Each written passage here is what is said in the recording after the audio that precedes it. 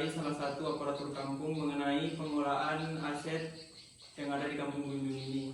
Sebelumnya berkenalan Pak, namanya siapa? Baiklah, nama saya adalah Muhammad Takdir dan saya sebagai kasih pelayanan di Kampung Buyung. Oke Pak, kita mulai saja. Yang pertama, bagaimana mekanisme pertanggungjawaban pemerintah desa dalam pengelolaan desa, khususnya pada bangunan desa seperti balai desa, polindes atau pustu?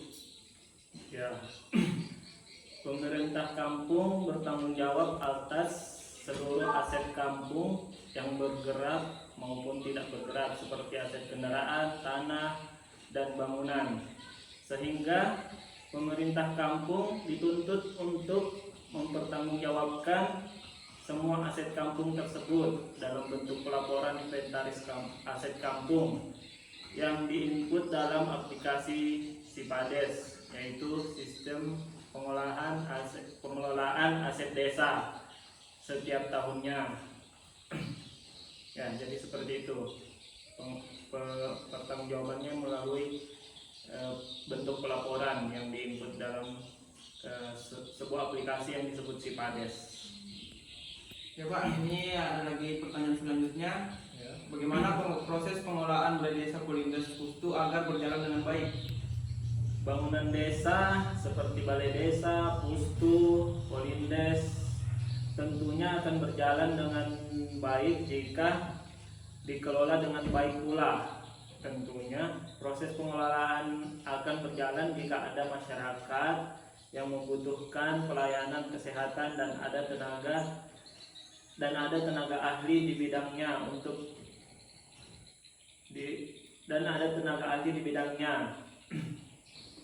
Untuk bangunan polindes dan pustu, untuk balai desa sendiri digunakan jika ada kegiatan kampung seperti pertemuan warga untuk penyuluhan rapat dan lain-lain, serta acara pernikahan. Ya, seperti itu. Baiklah Pak, ini ada lagi pertanyaan selanjutnya. Ya. Apa saja faktor yang mempengaruhi pengelolaan balai desa seperti polindes dan pustu? Faktor-faktor yang mempengaruhi pengelolaan balai desa, pustu, dan polindes itu antara lain seperti bangunan yang layak pakai, adanya tenaga ahli yang sesuai di bidangnya tersebut untuk menjalankan atau mengelola pelayanan terhadap masyarakat, seperti tenaga kesehatan untuk pelayanan seperti tenaga kesehatan untuk pelayanan pustu dan polindes. Ya. Pertanyaan keempat, apakah ada faktor penghambat terhadap pengelolaan aset di Kampung Buyung ini? Ada. Faktor yang menghambat pengelolaan aset kampung di Kampung Buyung itu antara lain adanya aset kampung yang telah rusak dan tidak digunakan lagi, namun tidak dilaporkan ke kampung untuk diperbaiki atau dilakukan penginventarisan. Adapun beberapa aset kampung yang dipakai oleh masyarakat dan tidak dikembalikan lagi, sehingga ada pula beberapa aset kampung yang dipakai oleh masyarakat dan tidak dikembalikan lagi, sehingga hal tersebut dapat menghambat pengelolaan aset kampung, khususnya di Kampung Buyung. Ya, pertanyaan selanjutnya, bagaimana implementasi peraturan desa yang mengatur balai desa, polindes, pustu ini? Dalam pengimplementasiannya ada beberapa kendala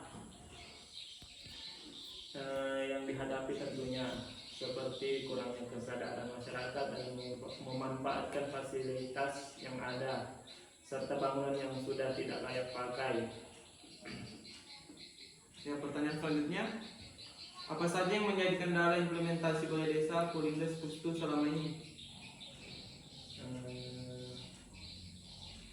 Dalam implementasiannya ada beberapa kendala, seperti kurangnya sosialisasi dari pihak-pihak terkait, dalam hal ini seperti dinas kesehatan atau puskesmas kecamatan, Mereka itu dalam mensosialisasikan pemanfaatan pelayanan-pelayanan kesehatan ini kurang dalam dalam hal tersebut ya, sehingga masyarakat kurang menyadari pentingnya atau manfaat yang diterima dalam pelayanan kesehatan itu sendiri.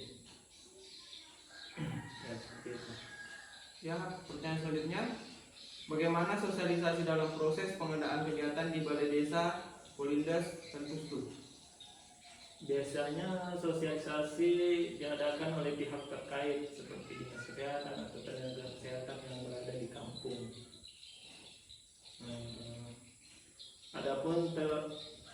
Adapun biasanya